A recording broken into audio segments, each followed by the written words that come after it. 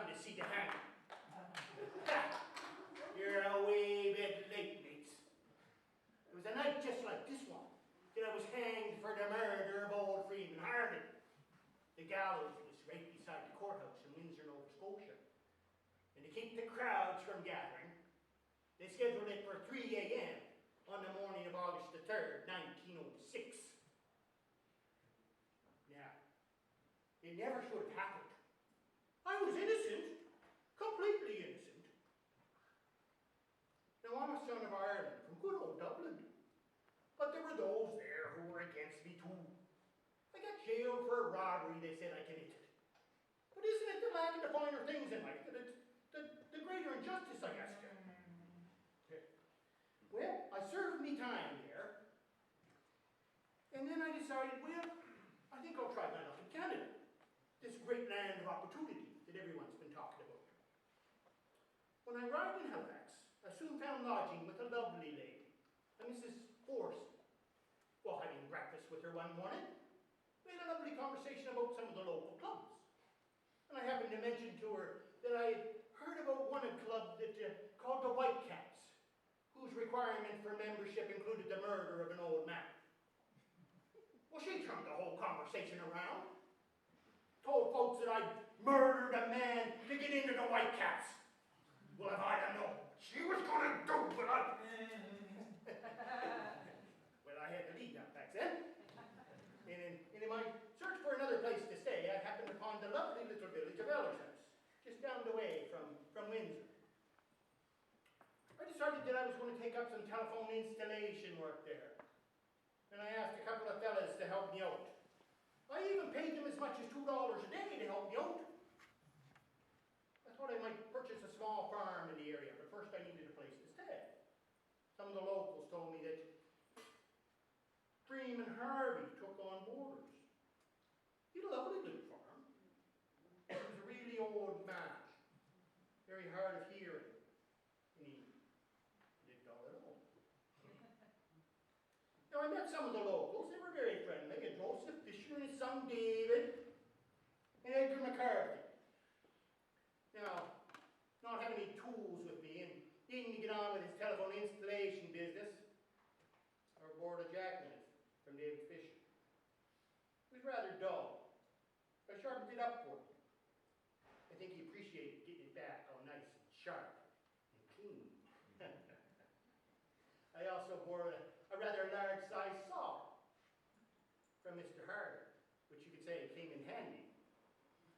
I guess you could say some of the locals were a little surprised when a few days later I showed up at the Fisher's home with the deeds to Mr. Harvey's home. They claimed that they didn't realize he had planned on selling.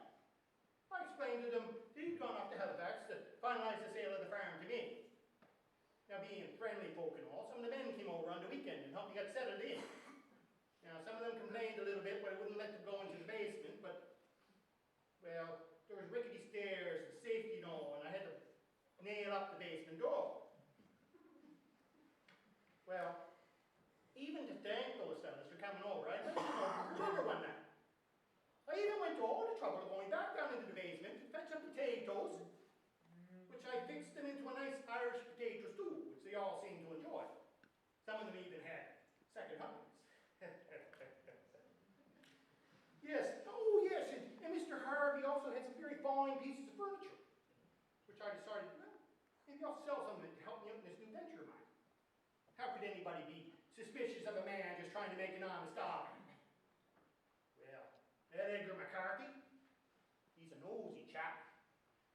And he and Joseph Fisher had the temerity to come over one day when I was away and bust open that basement door with a big axe. Well, you can imagine what they found. Poor old Mr. Harvey's body, buried under that same pile of potatoes, with his head sawed off and dumped into the bucket in the corner of the cellar. Well, news travels fast in these parts, and I decided I'd best distance myself from this nasty bit of business. Unfortunately, I was seen heading out along the railroad tracks and soon found myself arrested for murder.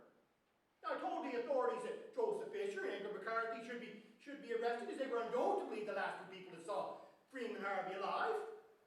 But when the trial started, I was the only one charged.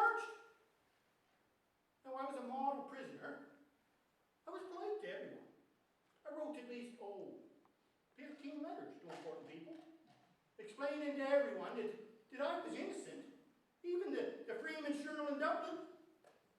But no one ever wrote back.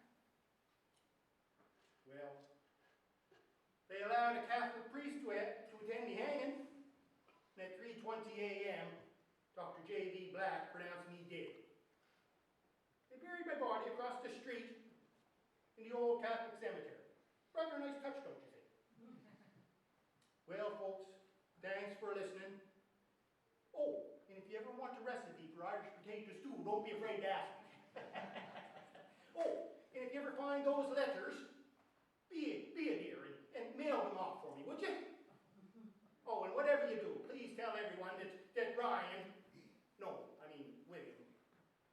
No, I mean George Stanley Kavanagh was innocent.